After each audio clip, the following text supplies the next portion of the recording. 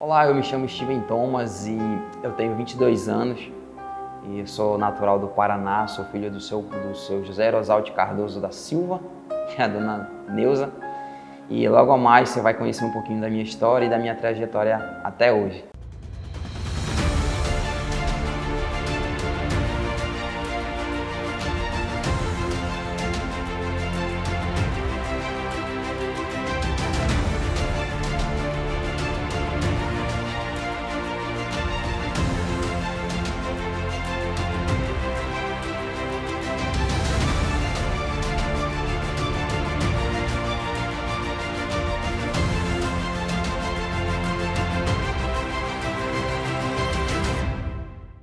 Eu nasci no ano de 2000, né? E eu sou, como eu falei, eu sou natural do Paraná, nasci em Francisco Beltrão. E aos 4 anos eu vim aqui para o Pará, né?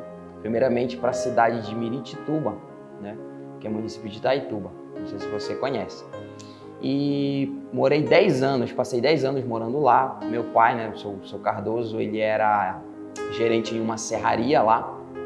E nesses 10 anos eu tive uma vida, como eu posso te dizer, normal, né? Criança normal, brincava muito levada, muito sapeca, né?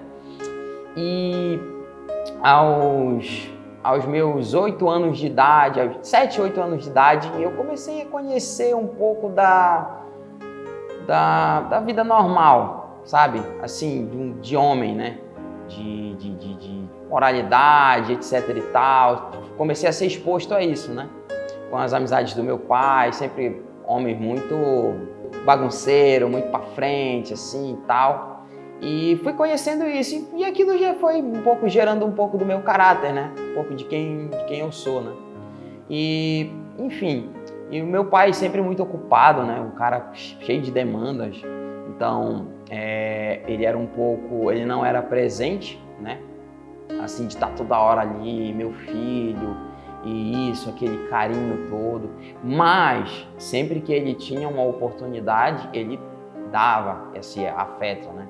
Mas por conta do trabalho não tinha como. Não tinha esse vínculo 100%, né? Então, quem sempre estava ali era minha mãe, né? Então, eu ia para o trabalho dela, que ela trabalhava mexia com restaurante, né? Minha mãe. Então, eu sempre estava junto com ela. E aos 9 anos, 10, a gente veio morar em Santarém, né? A gente veio morar em Santarém e meu pai começou a mexer com oficina aqui em Santarém, tudo. E eu comecei a fazer várias amizades, né? E ressaltando novamente, eu tive uma vida de adolescente ali, entre aspas, normal. Nunca tive uma família problemática, eu não tive uma família que teve como eu posso te falar, algo assim inusitado, né? Então, meu pai sempre gosta de tomar a cerveja dele, enfim, né? E minha mãe sempre ali ia para a igreja em prol do meu pai, né? Para que o meu pai pudesse encontrar resoluções de certos problemas, né? E, cara, nos meus 13 anos, eu comecei a conhecer pessoas que começaram a me enredar por certos caminhos que ia trazer uma certa consequência depois, sabe? Minha mãe, eu sempre fui muito obediente à minha mãe, meu pai, nunca fui um rebelde, nunca fui desobediente, sempre muito transparente. Mas aos 13 eu conheci pessoas ao qual começaram não, vamos em tal lugar, vamos dormir lá em casa. E aí eu comecei a conhecer a vida errada, né? Comecei a conhecer o mundo da bebida, o mundo da droga, o mundo da prostituição. Lembrando que aos 13 anos de idade, tá? Aos 13 anos de idade, isso foi exposto para mim de uma forma assim, brusca. Olha, tá aqui, é isso que a gente tem. E como todo adolescente, a gente quer estar naquele meio, a gente quer ser, como eu posso te explicar, popular, né? A gente quer ser aquele cara que, o fulano tá envolvido com o Beltrano e tal, é a galerinha da massa ali e tudo. E para a gente ter esse status, né, a gente faz o que for preciso. Então a gente não pensa muito nas consequências, no que vai acontecer depois, se eu vou ter problemas ou não. A gente só quer estar inserido nisso, né? E enfim, eu comecei a conhecer isso, comecei a conhecer primeiramente a bebida, né? Então muitas noites, mãe, tô indo dormir na casa do fulano. E a minha mãe, né, como eu te falei, eu fui uma criança normal, mas na minha infância eu não fui de ter tantos amigos, né? E os amigos que eu tinha, eles eram um pouco mais velhos que eu, então eu acabava ficando um pouquinho de fora de certas brincadeiras, porque eu era o mais novo, né? Então eu acho que você deve entender essa parte. E aí, eu sempre fui assim. E quando eu vim para Santarém, comecei a conhecer essas pessoas e tal, e eu comecei a ser inserido nisso. E quando eu chegava para minha mãe, eu vou dormir na casa do Beltrano, ela ficava feliz porque ela pensava, poxa, o meu filho, ele nunca teve amizades assim, nunca teve mães de colegas que fizessem isso por ele, né, de fazer alguma coisa, uma festinha ou algo do tipo, para as crianças irem dormir lá. Poxa, legal, meu filho, pode ir lá. Só que isso era, como eu posso dizer, é aquela fachada de filme, sabe? Que se você encostar naquela madeirinha e cair, o cenário todo cai e é tudo mentira? Pois é, era assim. E aí eu vivi essa mentira. E de vários e vários, de fim de semana a fim de semana, mãe, tô indo dormir na casa do Beltrano, do fulano, e tô indo pro aniversário da Beltrana de 15 anos, eu vou chegar tarde. E eu ia me enredando e eu comecei a mergulhar. Comecei a mergulhar na bebida, né? E em seguida conheci a maconha, né? E para mim aquilo era tudo, né? Para mim aquilo ali era tudo. Para mim eu estava no auge de tirar onda, de ir para as festas e lembrando que eu tinha o quê? 13, 14 anos de idade. Para os meus pais eu estava dormindo na casa de um amigo, jogando videogame e tudo certo, né? Enfim, e aí minha vida foi essa. Durante os 13, 14, 15 anos eu fui envolvido nisso, né? E cheguei a entrar um pouquinho ali, não efetivamente, não 100% no crime, mas um pouquinho do crime ali com certas pessoas envolvidas, né? E ao qual poderia me prejudicar, né? Tipo, se explodisse alguma investigação, alguma coisa, eu ia me lascar um pouco, né? Enfim. E aí foi isso, né? E eu me lembro que aos 16 anos eu tive a oportunidade de conhecer a Cristo, né? Então isso foi algo que mudou totalmente a minha vida. Ali, cara, como eu posso te falar, foi algo que me pegou em cheio, sabe? Me pegou em cheio. E em 2014 eu participei do Congresso da Paz e de 2014 para frente eu aceitei Jesus várias vezes. Como eu falei, a minha mãe sempre ali ia no culto, ia na célula, né? Em prol do meu pai, né? Vale ressaltar isso. E ela sempre ali, né? Teve seu temor a Deus, né? Família da minha mãe, né? Meus tios, meus avós sempre foram evangélicos. A única que ainda não estava efetiva era ela, né? E eu acompanhava ela. Como eu sempre fui muito obediente, meu filho, vou pro culto, tal, se arruma que a gente vai. Eu nunca, eu não vou hoje, não, sempre ia. E acompanhava ela, né? E em 2014, no Congresso da Paz, eu confessei a Cristo. Só que, não sei se você conhece esse termo, mas o termo Raimundo, né? Um pé na igreja e outro no mundo. Tava ali, ia só por causa da minha mãe mesmo. Mas em 2016 eu tive uma crise e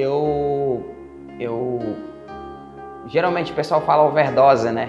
Mas ela foi um pouco gradativa, ela não foi na hora, tipo, era um domingo e eu me lembro que eu fumei muito cigarro nesse dia. Eu tinha uma festa marcada para ir no sábado, não consegui ir, graças a Deus, eu não fui. E durante a manhã acordei e fui na casa desse amigo, cheguei lá e tinha algo lá que eu sempre queria usar, que era o narguilé. E quando eu vi aquilo, pra mim, cara, aquilo ali pra mim foi o auge da minha vida. Eu falei, cara, poxa, como é que eu não vim ontem aqui, meu Deus. Mas e aí, como é que faz? Ele me explicou lá como é que funcionava tudo. Só que tinha um determinado elemento lá que se chama essência, que não tinha. Eu falei, queimei esse cigarro aqui. Eu peguei o cigarro, desfiei o cigarro e coloquei e preparei tudo, né? E se você for pesquisar, você vai ver que tem alguns estudos que dizem que uma puxada, que é uma mangueira, né? E você der uma puxada naquilo, é como se fosse, não sei te dizer basicamente, mas não sei quantas carteiras de cigarro ao mesmo tempo, sabe? Ali que você puxa. Só que como é uma essência, ela não é tão prejudicial. Então, é só uma suposição. Mas eu literalmente peguei cigarro e coloquei no negócio lá. E deu ruim, né? Óbvio. E comecei a passar mal, aí veio a segunda-feira, veio a terça. E tipo, segunda, terça, quarta, quinta, eu fui piorando. Minha garganta começou a fechar. No sábado eu estava com a minha garganta quase totalmente fechada, sabe? Na sexta eu acabei vomitando sangue. Muito ruim, muito ruim. E febre. E no sábado, pela misericórdia de Deus, Deus tocou no coração da minha mãe. A minha mãe não foi para o trabalho e resolveu ficar em casa. E se ela tivesse ido para o trabalho, eu acho que eu não estaria aqui hoje dando esse testemunho, né? E eu comecei a ter uma crise convulsiva em casa e fui para o pronto-socorro, né? Eu lembro de algumas partes, só não lembro de muita coisa, sabe? E eu me lembro de bem cena de filme, tudo branco, tudo, sabe? Ali eu acordei assim, minha mãe chorando em cima de mim e eu preto assim, sabe? Com as veias todas obstruídas. E eu me lembro que me levaram para reanimação. E eu fui ter ideia do que era reanimação agora, com a pandemia, né? Não tinha tanta noção do que era uma reanimação. Para mim, não, a pessoa tá ali passando mal e aí vai para reanimação. Não, a reanimação é quando o cara já tá no final dos final mesmo, é a última cartada. E eu fui para lá, eu fui bater nessa reanimação.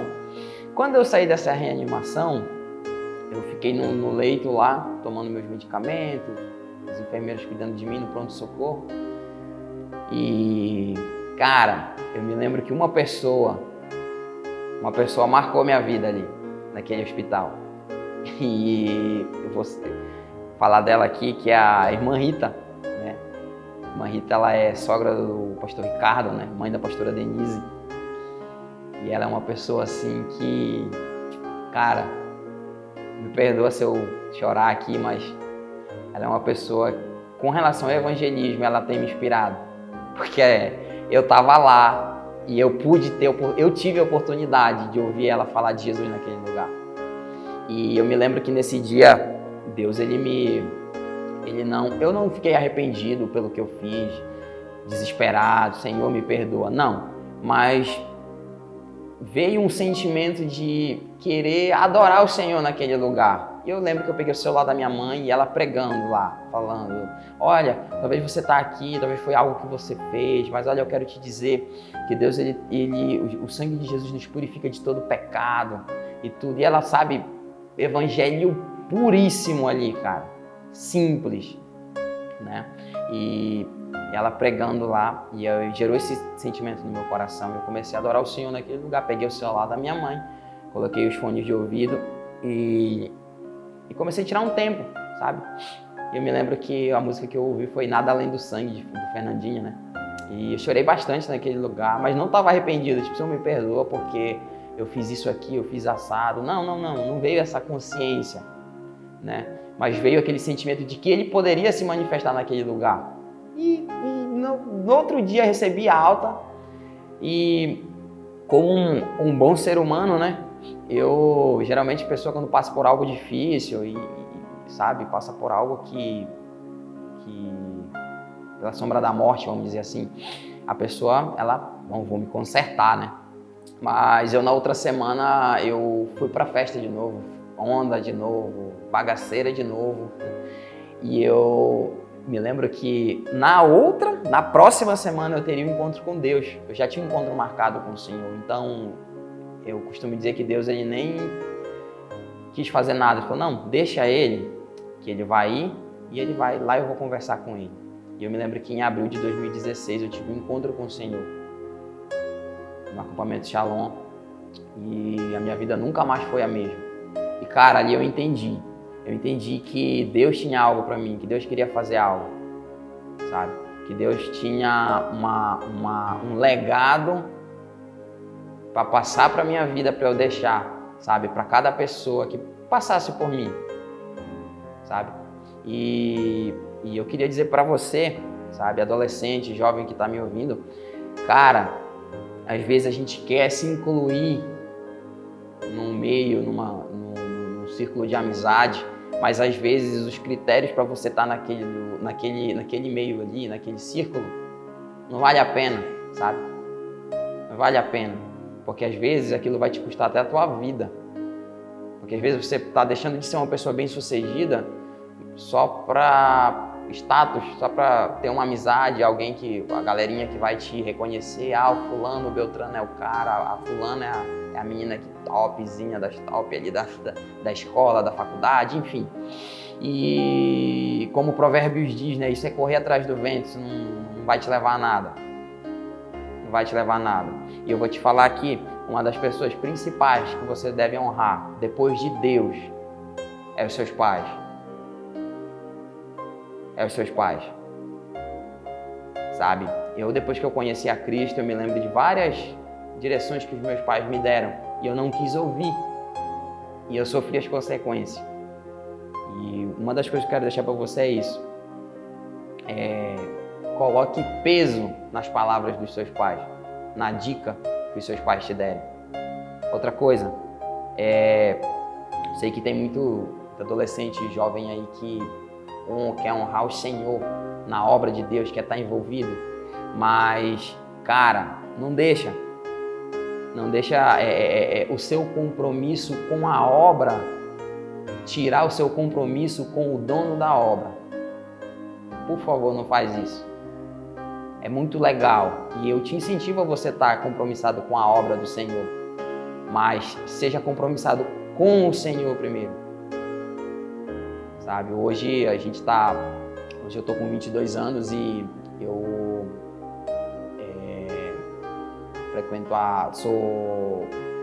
participo do ministério do Difflin, né? Juntamente com o pastor Ricardo, a pastora Denise, e tem sido um ministério que, cara, ali é meu xodó, né? O Difflin. E até o final da minha vida eu vou estar lá, servindo, né? Servindo as pessoas, com tudo que Deus tem me dado, desde a área de finanças até os dons que Deus tem dado. E como missionário também, né? E nas viagens, né? E tenho a honra de ter pessoas me incentivando, me ajudando. Hoje, atualmente, sou discípulo do pastor Lucas Denis, né? Do pastor Nilton Cordeiro. E, enfim, cara, eu quero deixar isso para você. E fico feliz em compartilhar um pouquinho da minha história com você. E muito obrigado, é isso aí.